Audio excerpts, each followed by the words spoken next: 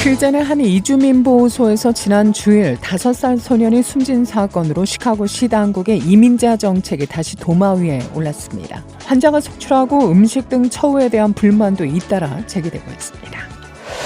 이런 가운데 시카고시의 성역도시 정책이 혼돈 상태로 치닫고 있는데요. 시카고시가 남부 국경지대에서 중남미 출신 불법 입국자들을 태우고 오는 전세버스들을 단속하기로 하자 이송업체들이 시 당국과 연락을 끊고 불법 입국자들을 시내 비공개 장소에 몰래 떨구기 시작했습니다. 도널드 트럼프 전 대통령이 내란을 선동하고 가담해 대선 경선 출마 자격이 없다는 콜로라도 주 법원의 판결이 나오면서 내년 대선에 어떤 영향을 미칠지 주목됩니다. 연방거래위원회가 영어가 미숙한 이민자와 저소득층 대상 자동차 판매 사기를 벌이는 행각에 대한 대대적인 단속에 나섭니다. 2달째 계속되는 이스라엘과 하마스 간 전쟁에 무조건적인 휴전을 촉구하는 결의안이 시카고시 의회 보건인간관계위원회를 통과했는데요. 4달시 의회 전체 표결이 예정되어 있습니다. 백악관이 기후변화에 대응하기 위한 전기자동차 판매 촉진 방법 모색에 나섭니다. 그 일환으로 미국 내 모든 전기자동차의 충전 단자 규격을 테슬라의 충전 단자로 표준화할 전망입니다. 내년 1월 1일부터 놀스브룩 식료품점 방문 시 고객은 일회용 봉투 하나당 10센트를 내야 합니다. 일리노이 대학교 시카고 캠퍼스가 현재 반유대주의 등 차별 혐의로 연방 조사를 받고 있는 것으로 알려졌습니다. 한인정신건강협회 카와가 지난 14일 2023 겨울 세미나를 온라인을 통해 진행했는데요. 건강하고 행복한 삶을 위해 우리가 알아야 할 관계의 선을 주제로 한 이번 웨비나에는 협회 측에 따르면 시카고를 포함해 여러 지역과 나라에서 약 300여 명이 등록했습니다. 미 여권 발급이 3년 만에 정상화됐습니다. 어제 연방국무부는 여권 신청 처리 시간이 팬데믹 이전 수준으로 돌아갔다고 발표했습니다. 시카고 한인회가 시행 중인 한인회비 5,000명 납부 캠페인에 대한 교회 참여가 늘고 있는데요. 지난 주일에는 프로스펙트 하이츠에 소재한 헤브론 교회에서도 한인회비 납부 캠페인에 동참했는데요. 19일 화요일 현재 모두 500여 명이 회비를 납부한 것으로 알려졌습니다. 이상 이 시각 주요 뉴스입니다. KBS 모닝 포커스 데일리 뉴스는 최신 학문과 기술 연마를 통해 최상의 치료로 보답하는 김광수 측과 모든 보험을 원스톱으로 해결해드립니다. 한인사회를 위한 박성화 종합보험. 시대가 변하고 세월이 흘러도 영신이 추구하는 정신은 변하지 않습니다. 최고의 상품으로 소비자의 행복을 책임지는 영신건강. 혈액을 맑게 합니다. 성경을 바탕으로 만들어진 20년 전통의 유태인 코쇼 인증 특수영양제 엠주의 제공으로 함께합니다.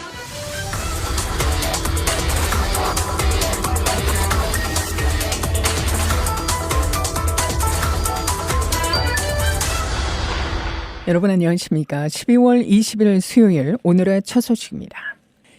필젠의 한 이주민 보호소에서 지난 주일 5살 소년이 숨진 사건으로 시카고시 당국의 이민자 정책이 다시 도마 위에 올랐습니다.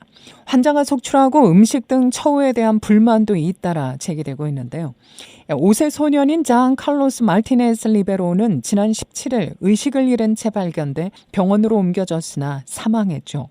어제 오후에 발표한 성명에서 브라이언 존슨 시장실은 시카고 공중보건국에 따르면 이 아동이 전이현병으로 사망하지 않았으며 보호소에서 발병했다는 증거도 없다며 보건국 팀은 계속해서 상황을 평가할 것이라고 말했습니다.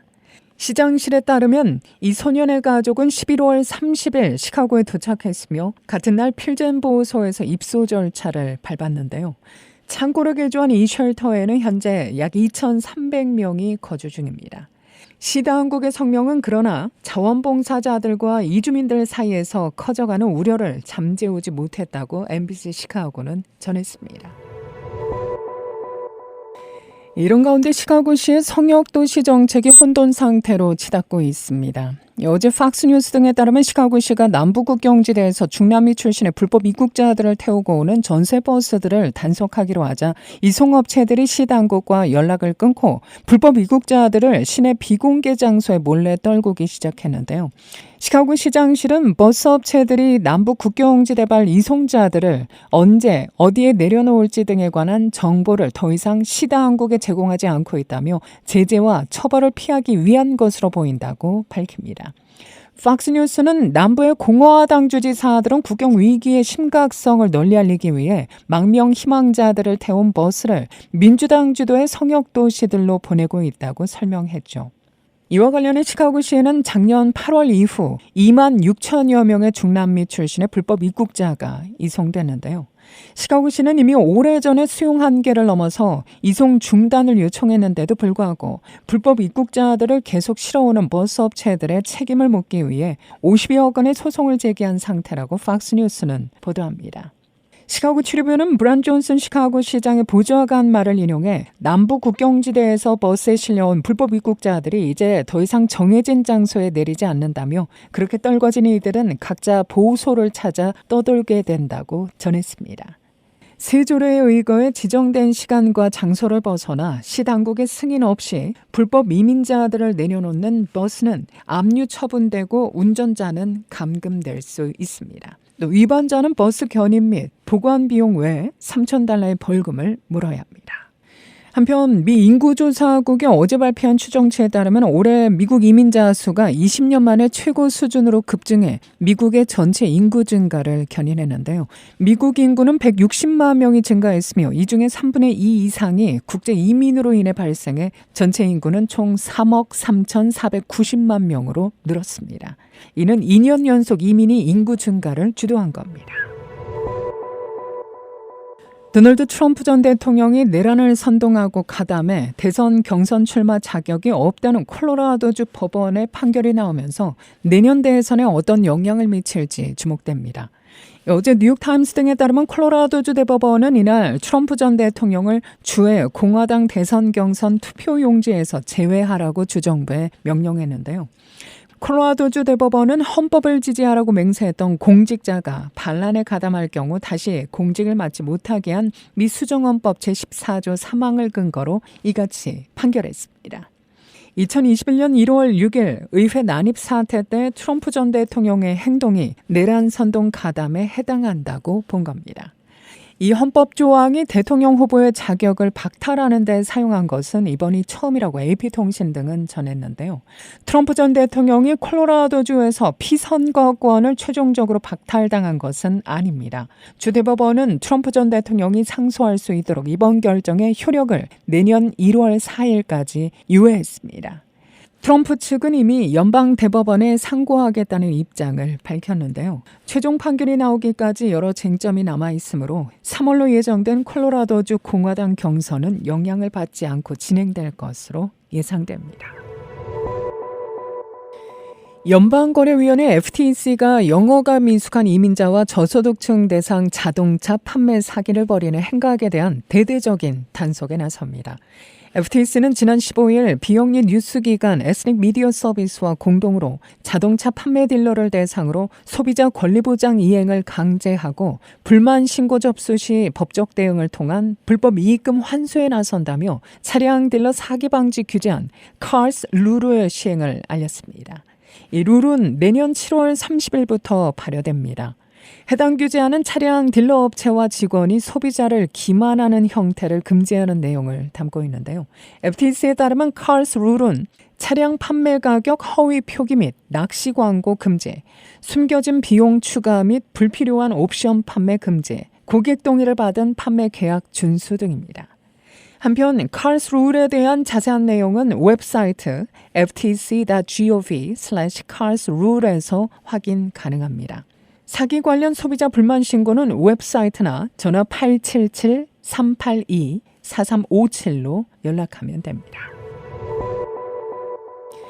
백악관이 기후변화에 대응하기 위한 전기자동차 판매 촉진 방법 모색에 나섭니다.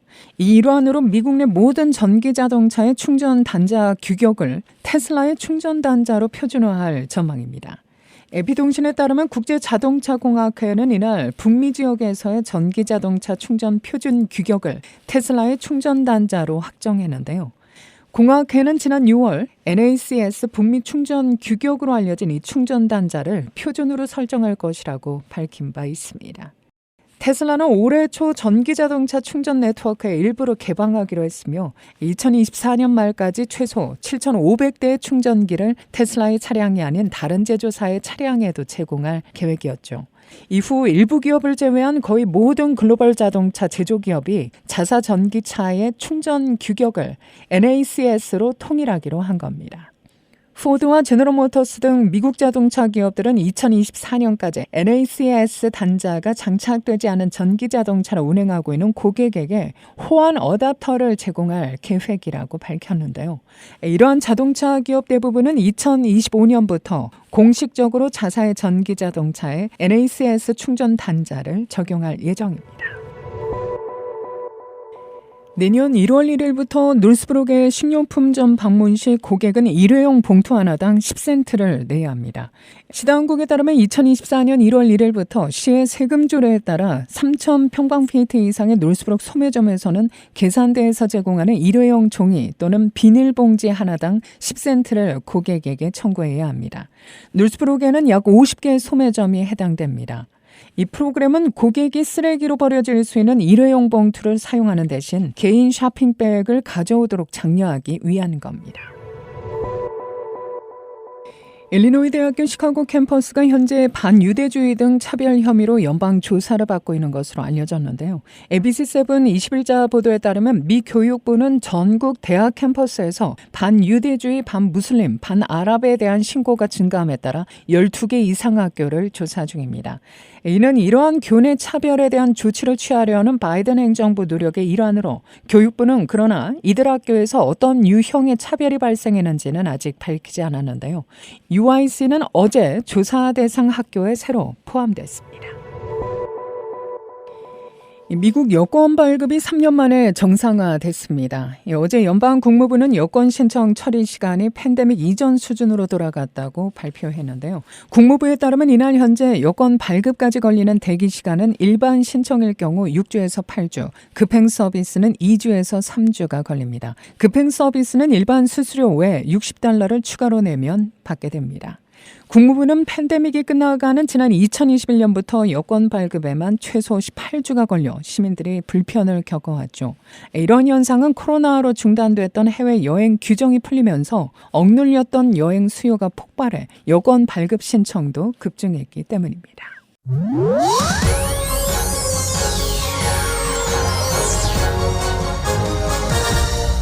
한인정신건강협회 카와가 지난 14일 오후 7시 2023 겨울 세미나를 온라인을 통해 진행했습니다.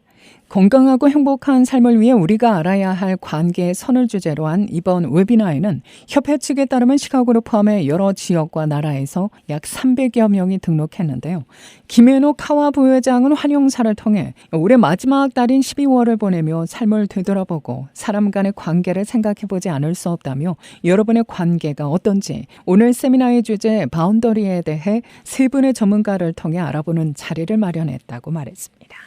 세미나 강연은 정신분석가이자 한국어 온라인 화상 심리치료 플랫폼 카운슬러 코리아 창립자인 권혜경 박사와 심리학자이자 벨타워 카운슬링에서 상담 사역을 담당하고 있는 박동원 상담가, 가정상담가 및 미술심리치료가인 최낸시 박사가 맡았습니다. 권 박사는 세대 간의 유대감, 1세대와 1.5에서 2세대의 관계에서 지켜야 할 선, 박 상담가는 건강한 한인 남성상, 아버지와 동료로서의 관계의 선, 최 박사는 웰빙을 위한 지혜, 나의 몸과 마음을 존중하는 건강한 선 만들기를 주제로 강의했는데요. 각 패널이 10분간 주제 발표를 했으며 이어 진행자 로리킴 카와 실행위원과 함께하는 패널 토론과 참석자 질의응답 순으로 진행됐습니다. 오늘 세미나 주제인 바운더리, 건강하고 행복한 삶을 위해 우리가 알아야 할 관계의 선에 대해 세 분의 전문가와 진행자를 모시고 미니 세미나가 진행된 후에 보다 실질이 먼저 각 패널리스트가 10분 동안 각 주제에 대한 관점을 공유하고 Q&A를 시작하기 전에 패널 대화를 저와 함께 실시할 예정인데요. 권 박사는 바운더리란 내가 뭘 원하는지, 지원하지 않는지 등 명확한 가이드라인을 자신에게 적용하고 자신의 행동에 책임을 지는 것이라며 부모들이 아이들에게 너무 많은 것을 요구하면 아이들이 바운더리를 세울 수 없다. 결국 바운더리 세우기는 세대 간 저주를 끊는 것이라고 말했습니다. 네, 건강한 바운더리를 세우는 것은 세대 간의 저주를 끊는 것입니다. 지금 내가 가지고 있는 바운더리에 대해서 뭔가를 하지 않으면 내가 해결하지 못한 숙제를 그 다음 세대가 떠안게 되니까요. 바운더리에 대한 세대 간의 저주를 끊기 위해서 우리가 다 함께 지금 내가 할 수 있는 것들을 할 수 있는 만큼만 해보면 어떨까요? 박 상담가는 완벽주의에서 벗어나 과정을 중시하고 한 공간에서 나란 사람의 힘을 키워가는 게 중요하다며 이게 남성뿐 아니라 모든 사람에게 필요하다고 생각한다고 강조했습니다.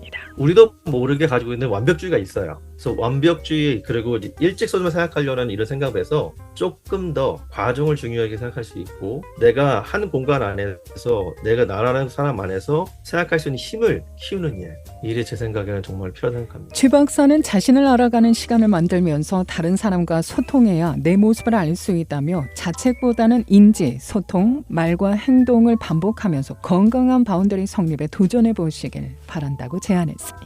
자기 자신을 먼저 잘 알아야 된다고 생각돼요. 어떤 분들은 거침없이 말을 잘해야 되고 정신력이 강해야지 바운드리가 세다 그렇게 생각하시는데 그거는 아니고요. 사람마다 바운드리가 조금씩 다르기 때문에 내 자신을 잘 알고 다스리는 능력이 있어야 돼요. 한편 한인정신건강협회 카와는 정신건강을 위한 교육과 인식 프로그램 그리고 비영리 민간단체의 필요성으로 지난 2017년 10월에 설립됐습니다.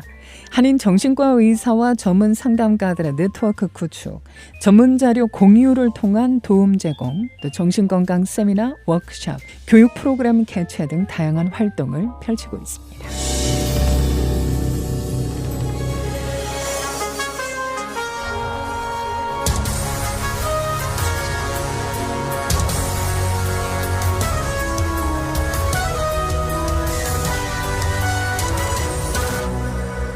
시카고 한인회가 시행 중인 한인회비 5,000명 납부 캠페인에 대한 교회 참여가 늘고 있는데요.